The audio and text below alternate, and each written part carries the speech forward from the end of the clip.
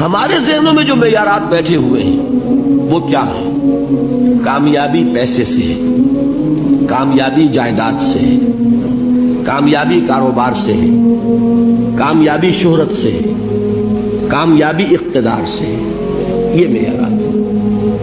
جو جتنا دولت مند اتنا کامیاب، جو جتنا مشہور اتنا کامیاب، جو جتنا پاپولر اتنا کامیاب، جو حکومت پر پہنچ گیا کامیاب، جس نے بڑا کاروبار جما لیا کامیاب، جس نے بہت جائیداد بنا لی کامیاب۔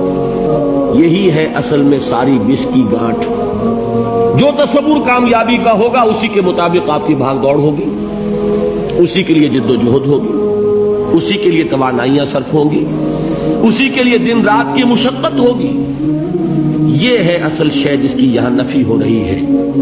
کامیابی دولت سے نہیں، کامیابی شہرت سے نہیں، کامیابی اقتدار اور طاقت اور حکومت سے نہیں، بلکہ کامیابی ہے ایمان سے، عمل صالح سے، تواصی بالحق سے، تواصی بالصبر سے۔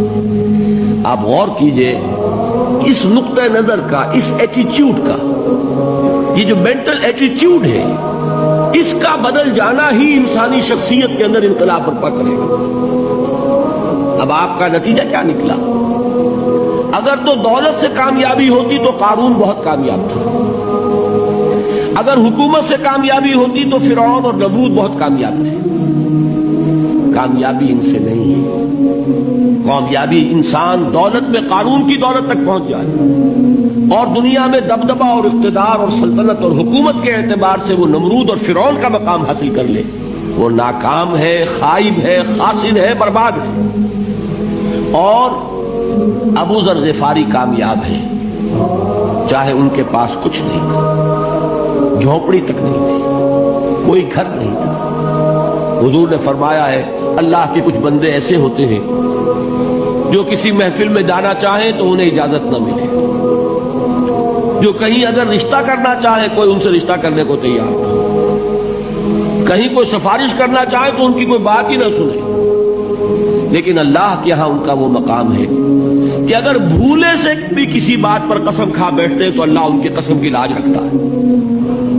یہ ہے فرق، یہ جان لیجیے اچھی طرح۔ اس بات کا مان لینا آسان، اس پر سبحان اللہ کہنا آسان، لیکن اس کے مطابق آپ کے اپنے ذہن کا بدل جانا بہت مشکل، اس لیے کہ ہم متاثر ہوتے ہیں اپنے ماحول سے۔ وہ بڑا محل ہے، دیکھ کر ایک دفعہ جھجری آتی ہے، وہ بڑی سی 20 فٹ لمبی کار سناٹے کے ساتھ آپ کے پاس سے گزر گئی۔ ایک دفعہ اعصاب کے اندر ارتعاش ہوتا ہے، محسوس ہوتا ہے بڑے یہ نصیبے والے لوگ ہیں، بڑے خوش نصیب، بڑے کامیاب، حالانکہ کچھ معلوم نہیں کہ یہی سب سے بڑی بد نصیبی ہو سکتا ہے کہ یہی سب سے بڑی ناکامی ہو۔ اگر ذہنوں میں یہ بات بیٹھ جائے کامیابی کس شے سے، یہی وجہ دیکھیے قرآن مجید میں بارہا آپ دیکھیں اولئک ھم المفلحون، یہ ہے لوگ کامیاب ہونے والے۔ آج ہی آپ نے نماز میں وہ آیات سنی، یا ایھا الذین آمنوا ارکعوا واسجدوا واعبدوا ربکم وافعلوا الخیر لعلکم تفلحون۔ اے ایمان والو، رکوع کرو، سجدہ کرو، اپنے رب کی پرستش اور بندگی کرو اور اچھے کام کرو تاکہ تم کامیاب ہو جاؤ۔ تو کامیابی کن چیزوں سے ہے؟ یہ ہے سب سے بڑا سبق۔ یہ ہمارے دل میں اگر بات بیٹھ جائے، ٹھک جائے، تو زندگی بدل جائے گی، صبح و شام بدل جائیں گے، نقشے بدل جائیں گے، بھاگ دوڑ کا رنگ بدل جائے گا، ویلیو سٹرکچر بدل جائے گا۔ آج وہ ایک چیز نہایت اہم نظر آ رہی ہے، کل نہایت غیر اہم نظر آئے گی۔ جیسے کہ حضور کی حدیث ہے، مالی ولی الدنیا، مجھے تمہاری اس دنیا سے کیا سروکار ہے، انما مثلی کراکب استظل تحت شجرۃ ثم راح فترکها، میری مثال تو اس سوار کی سی ہے جو تھوڑی دیر کے لیے ایک درخت کے سائے میں ٹھہرتا ہے سستانے کے لیے، پھر وہ اپنا راستہ لیتا ہے، اسے اس درخت سے مستقل تعلق اس کا نہیں ہے، وہ اس کا گھر نہیں، وہ اس کی منزل نہیں۔ اسی طرح یہ دنیا میرا گھر نہیں ہے۔ اب دیکھیے ہم کہتے ہیں انا للہ و انا الیہ راجعون، ہم تو مسافر ہیں، ہم اللہ کے پاس سے آئے، اللہ کی طرف ہمیں لوٹ جانا ہے۔ کن فی الدنیا کانک غریب و عابر سبیل، حضور فرماتے ہیں دنیا میں ایسے رہو جیسے کہ تم اجنبی ہو یا راہ چلتے مسافر۔ لیکن یہ طرز عمل کب ہوگا؟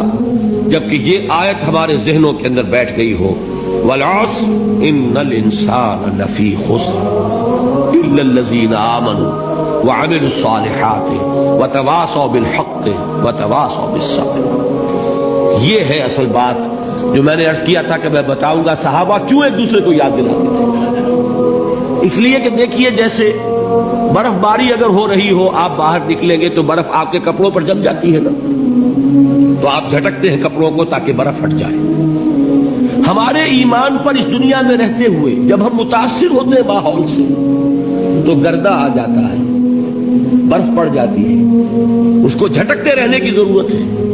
اور وہ جھٹکنے کی بہترین اور مؤثر ترین شکل یہی ہے کہ یاد رکھو کامیابی ان چیزوں سے نہیں ہے۔ چمک دمک جو ہے دنیا کی، یہ ساری چمک دمک جو تمہیں رجھا رہی ہے، جو تمہیں اپنے اندر گم کیے ہوئے، یہ لفظ گم پر اقبال کا وہ شعر یاد آ گیا کہ کافر کی یہ پہچان کے آفاق میں گم ہے، اور مومن کی یہ پہچان کے گم اس میں ہے آفاق۔ تم گم نہ ہو کر رہ جاؤ، اس میں مبہوت نہ ہو کر رہ جاؤ، مرعوب نہ ہو کر رہ جاؤ، دنیا ہی کی محبت تمہارے اوپر ڈیرے نہ ڈال دے، تمہارے دلوں کے اوپر مسلط نہ ہو جائے۔